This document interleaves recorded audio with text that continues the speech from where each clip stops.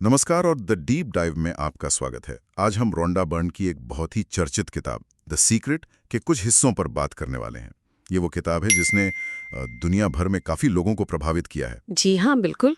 तो इस किताब में और जो दूसरे शिक्षक इससे जुड़े हैं उनके मुताबिक जीवन का एक आप कह सकते हैं महान रहस्य है। हाँ, आज हमारी कोशिश रहेगी कि इस रहस्य को थोड़ा समझें, ये है क्या आखिर, और ये जो दावा है कि हमारे विचारों और भावनाओं में एक छिपी हुई शक्ति है, उसका इस्तेमाल कैसे करें।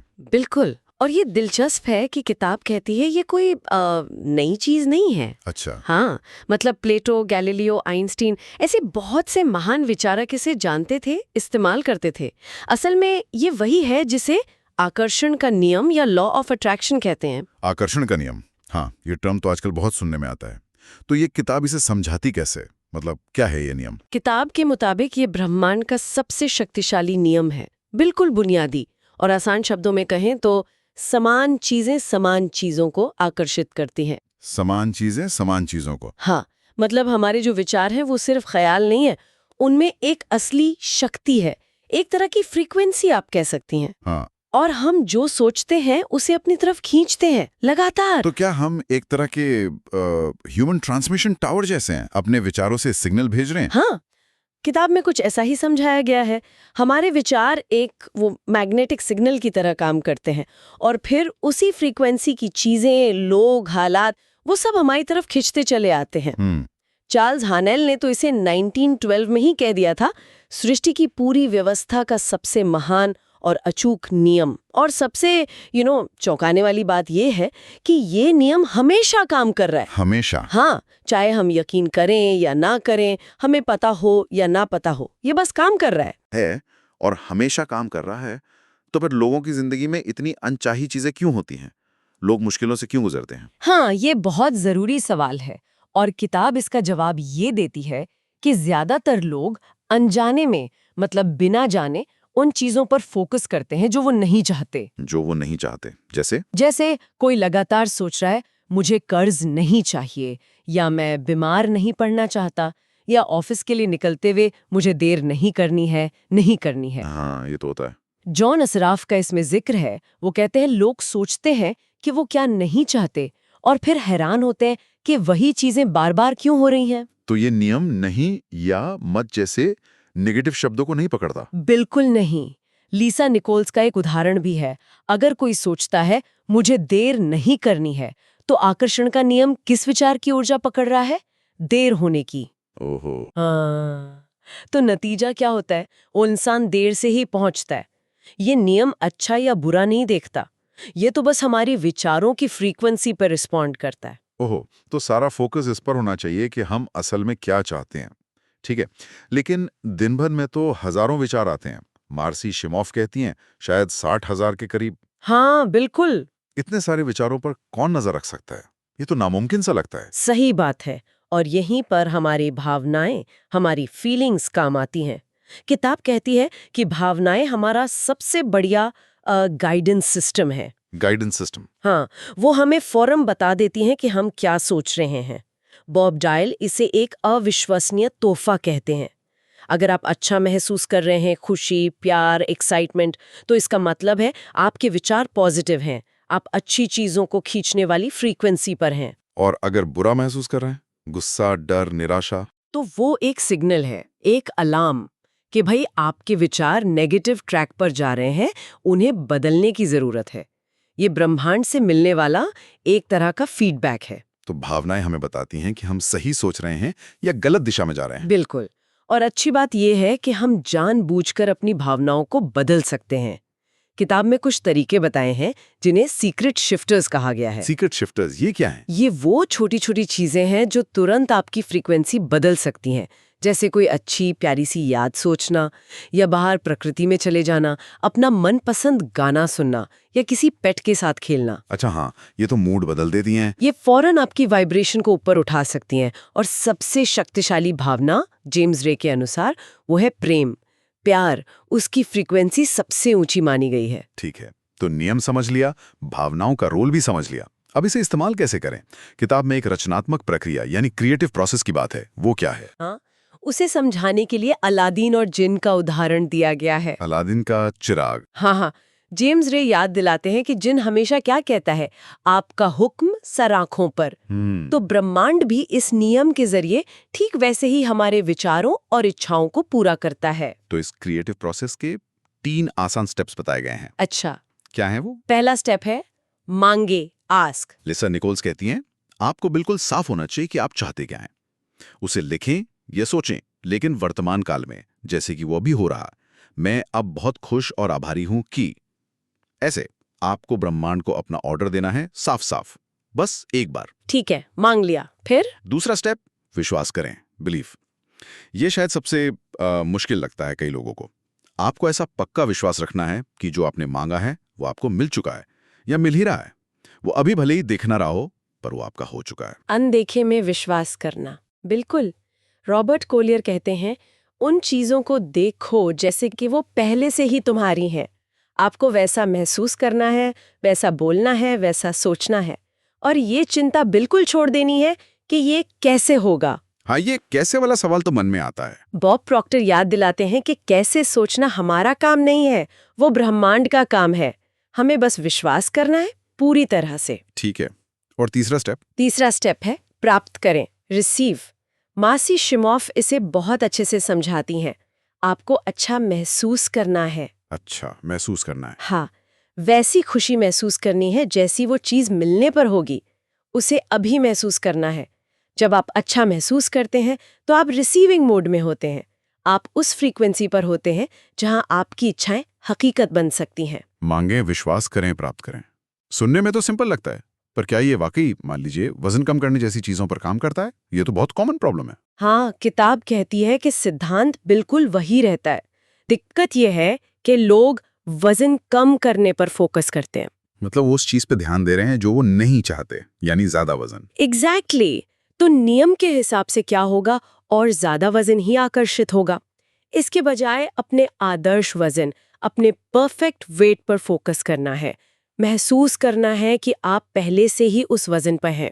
खाने को दोष नहीं देना है, बल्कि उन विचारों को बदलना है जो वजन बढ़ाते हैं। जैसे ये सोचना कि खाना खाने से वजन बढ़ता है। हाँ, विश्वास करना है और अपने आइडियल शरीर में अच्छा महसूस करना है। और इसमें टाइम कितना लगता है? क्या बड़ी चीजों में ज्यादा टाइम लगता है? जैसे एक कप कॉफी मांगना आसान है, पर $10 लाख। किताब कहती है कि ब्रह्मांड के लिए टाइम या साइज का कोई मतलब नहीं है। डॉक्टर जो विटाले कहते हैं, नियम के लिए $1 खींचना उतना ही आसान है जितना $10 लाख। अच्छा। करने में और महसूस करने में होती है कि वो चीज हमारी हो चुकी है। हमारे अपने शक, हमारी अपनी लिमिटिंग बिलीव्स ही टाइम क्रिएट करते हैं। इसीलिए बॉब डॉयल जैसे लोग कहते हैं कि छोटी छोटी चीजों से शुरू करना अच्छा है, जैसे एक कप कॉफी या पार्किंग स्पेस पाना। डेविड शिर्मर का पार्किंग वाला उदाहरण याद है? हाँ हाँ। इससे नियम पर विश्वास बढ़ता है। वो एक लड़के की कहानी भी है जिसने एक खास तरह के पंख को इमेजिन किया। हाँ, वो नीले और सफेद टिप वाला पंख। बिल्कुल।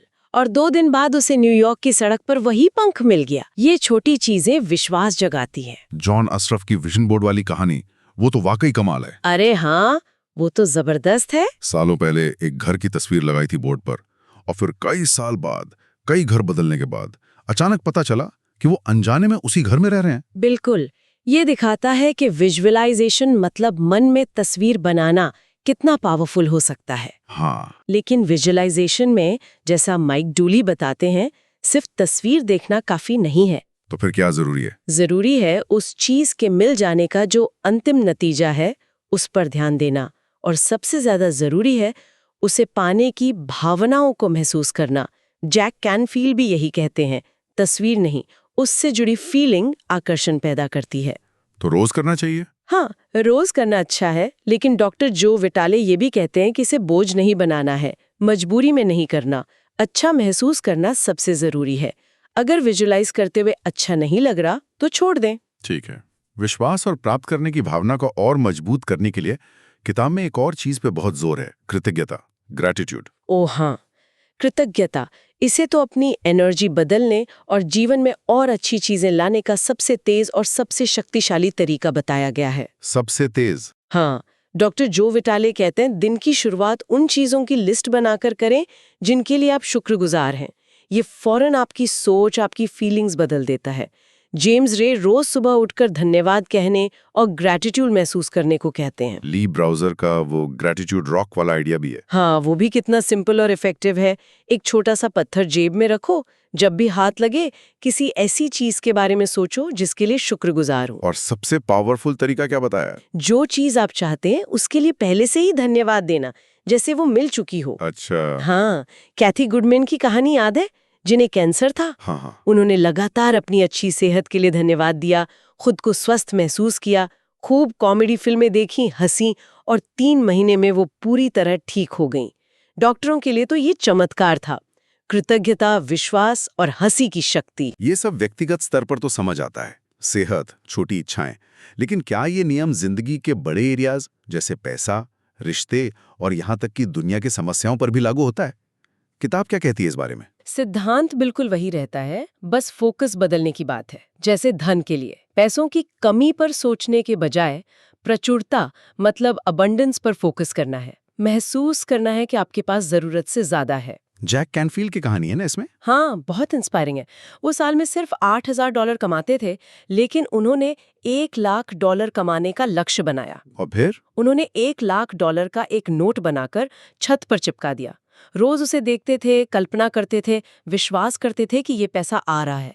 और फिर अचानक उन्हें एक किताब का आइडिया आया, एक लेख छपा, और उस साल उन्होंने करीब $92,000 कमाए। अरे वाह! अगले साल $1 मिलियन का लक्ष्य रखा, और वो मशहूर Chicken Soup for the Soul किताब से वो भी पूरा हुआ।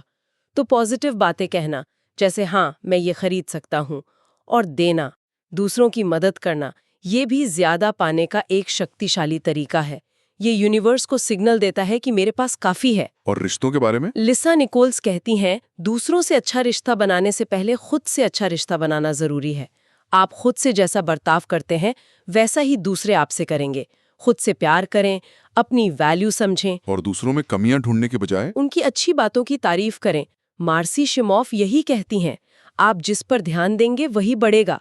मैरी डायमंड की वो फेंग शुई वाली कहानी। हाँ, जिसमें अकेली महिलाओं की तस्वीरें हटाकर कपल्स की लगाई। हाँ, और जल्दी ही उनकी शादी हो गई। ये माइक डूली की वो कहानी जिसमें एक महिला ने अपने होने वाले पार्टनर के लिए गैराज में कार की जगह खाली की, अलमारी में कपड़ों की जगह बनाई। मतलब एक्शन भी लेना जो विश्वास दिखाए। बिल्कुल, हमारे बाहरी काम हमारे अंदरूनी विश्वास को दिखाते हैं। और स्वास्थ्य? डॉक्टर जॉन हेगलिन कहते हैं, हमारा शरीर हमारे विचारों का ही नतीजा है। प्लेसिबो इफेक्ट सबसे बड़ा सबूत है। हाँ, वो नकली दवा वाला। जी, सिर्फ विश्वास से असर हो जाता है। डॉक्टर बेन जॉनसन कहते हैं, ज्यादातर बीमारियां स्ट्रेस से शुरू होती हैं, और स्ट्रेस नेगेटिव विचारों से आता है। तो बीमारी पर नहीं, परफेक्ट हेल्थ के विचारों पर फोकस करें। डॉक्टर जॉन डेमार्टिनी का मानना है कि प्यार और कृतज्ञता जैसी भावनाएं किसी भी बीमारी को ठीक कर सकती हैं। हंसी को भी बेस्ट मेडिसिन कहा है। हाँ, नॉर्मन कजिन्स की कहानी। और उम्र बढ़ना भी काफी हद तक हमारी सोच पर निर्भर करता है। और Morris Goodman, the miracle man. Oh हाँ, उनकी कहानी तो अविश्वसनीय है। प्लेन क्रैश के बाद पूरी तरह पैरालाइज्ड। डॉक्टर ने कहा सिर्फ पलकें झपका पाएंगे, पर उन्होंने लगातार खुद को चलते हुए विजुअलाइज किया, और क्रिसमस तक अस्पताल से अपने पैरों पर चलकर बाहर निकले। इसीलिए डॉक्टर डेमार्टिनी कहते हैं, कुछ भी लाइलाज नहीं है, बल्कि भीतर से इलाज योग्य है। और दुनिया की समस्याओं के बारे में क्या? युद्ध, गरीबी? हेल ड्वॉस्किन बताते हैं कि आप जिसका विरोध करते हैं वो बना रहता है, क्योंकि आप उसे अपनी एनर्जी दे रहे हैं। जैसे युद्ध विरोधी आंदोलन। हाँ, जैक कैनफील्ड कहते हैं, ये अनजाने में युद्ध पर ही फोकस करते हैं, जिससे युद्ध की एनर्जी बढ़ सकती है। इसके बजाय शांति पर फोकस करें, प्रेम पर, एबंडेंस पर। मदर टेरेसा ने कहा था ना, मैं कभी युद्ध विरोधी रैली में नहीं जाऊंगी, अगर शांति रैली हो तो मुझे बुलाना। माइकल बर्नार्ड बेकविथ समझाते हैं कि यूनिवर्स में सब कुछ भरपूर है। कमी का विचार एक झूठ है। हमें बस अपनी सोच बड़ी करनी है, विश्वास करना है कि सबके लिए पर्याप्त है। दुनिया में जो अच्छा है उसकी तारीफ करें, उसे ब्लेस करें। ये तो बहुत गहरी बातें हैं। आखिर में आप यानी हमारे अपने वजूद के बारे में किताब क्या कहती है? हम कौन हैं इस सब में? किताब हमें याद दिलाती है कि हम असल में ऊर्जा हैं, एनर्जी। डॉक्टर बेन जॉनसन कहते हैं, सब कुछ एनर्जी ही है। हम सिर्फ ये शरीर नहीं है, हम आध्यात्मिक प्राणी हैं जो एक ऊर्जा के क्षेत्र में काम कर रहे हैं। और ऊर्जा कभी नष्ट नहीं होती। बिल्कुल, जेम्स रे यही बताते हैं। ऊर्जा न बनती है न नष्ट होती है। मतलब हमारा असली सार, हमारी आत्मा, वो हमेशा से है और हमेशा रहेगी, अमर है। डॉक्टर जॉन हेगेलिन कहते हैं कि ब्रह्मांड हमारे विचारों से बनता है। तो हम सिर्फ अपनी किस्मत के ही नहीं, बल्कि एक तरह से ब्रह्मांड के भी क्रिएटर हैं। हम सब एक हैं। हाँ, एक ही यूनिवर्सल माइंड का हिस्सा है। इसीलिए अपने अतीत की गलतियों या सीमाओं को पकड़कर रखने का कोई फायदा नहीं। आप वो नहीं है जो आप कल थे। और वो शक्तिशाली शब्द मैं हूँ, हाँ। उसका इस्तेमाल बहुत सोच समझ के करना चाहिए, क्योंकि उसके बाद आप जो भी कहते हैं आप वही बनने लगते हैं। चार्ल्स हानेल की वो पुष्टि याद है, मैं संपूर्ण, उत्तम, शक्तिशाली, प्रेममयी, सामंजस्यपूर्ण और खुश हूँ। अपनी अवेयरनेस को, अपनी चेतना को वर्तमान पल में रखना जरूरी है। सारी शक्ति यही है, अभी। तो फिर इस किताब के हिसाब से जीवन का असली मकसद, असली रहस्य क्या है? ये सब क्यों? दिलचस्प बात यह है कि किताब कहती है कोई एक पहले से तयशुदा मकसद नहीं है जिसे हमें ढूंढना है। नील डोनाल्ड वॉल्श कहते हैं, आसमान पर कोई ब्लैक बोर्ड नहीं टंगा है जिस पर भगवान ने हमारा मकसद लिखा हो। तो फिर हमारा मकसद वो है जो हम खुद तय करते हैं। सबसे बड़ा मकसद है अपनी खुशी खोजना और उसे जीना। वो काम करना जिनसे आपको खुशी मिलती है, आनंद मिलता है। जैक कैनफील्ड का तो मंत्र ही है, अगर मजा नहीं आ रहा तो मत करो। हाँ, जब आप खुश रहते हैं, खुशी फैलाते हैं, तो आप और ज्यादा खुशी और अच्छी चीजें अपनी तरफ खींचते हैं। डॉक्टर जॉन हेगेलिन कहते हैं कि अंदरूनी खुशी ही असली कामयाबी का फ्यूल है। तो अपनी महानता को पहचानिए और उसे अभी इसी पल जीना शुरू कीजिए। तो संक्षेप में कहें, द सीक्रेट के इन अंशों का निचोड़ ये है कि हमारे विचार और हमारी भावनाएं ये सिर्फ ख्याल नहीं हैं, या असल में रचनात्मक शक्तियां हैं। ये हमारी जिंदगी के अनुभव को गढ़ती हैं। बिल्कुल। और ये आकर्षण का नियम लगातार काम कर रहा है, चाहे हम इसे जाने या ना जाने। हाँ, बिल्कुल। और कुंजी है जागरूक होना, अपनी भावनाओं पर ध्यान देना, क्योंकि वो हमारा गाइडेंस सिस्टम है।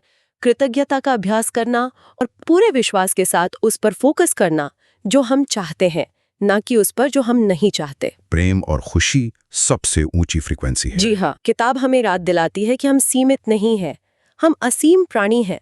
हमारे अंदर अपार क्षमताएं हैं। हम अपनी हकीकत खुद बनाते हैं। माइकल बर्नार्ड बेकविथ की वो बात, हम ईश्वर की छवि में बने हैं जो इंसान के रूप में प्रकट हुए हैं। और ये सिर्फ हमारे पर्सनल जीवन के लिए नहीं है। नहीं, बिल्कुल नहीं। हमारे विचार मिलकर दुनिया को भी प्रभावित करते हैं। अगर हम कमी की सोच छोड़कर प्रचुरता पर ध्यान दें, डर की जगह प्यार और शांति फैलाएं, तो हम सब के लिए एक बेहतर दुनिया बनाने में अपना हिस्सा डाल सकते हैं। तो जाते जाते हमारे सुनने वालों के लिए सोचने को एक बात है। अगर आपके विचार वाकई आपकी हकीकत बनाते हैं, जैसा ये किताब दावा करती है, तो आप आज क्या बनाना चुनेंगे? अपनी इस शक्ति को जानने के बाद आप अपने जीवन की कहानी अब कैसे लिखेंगे?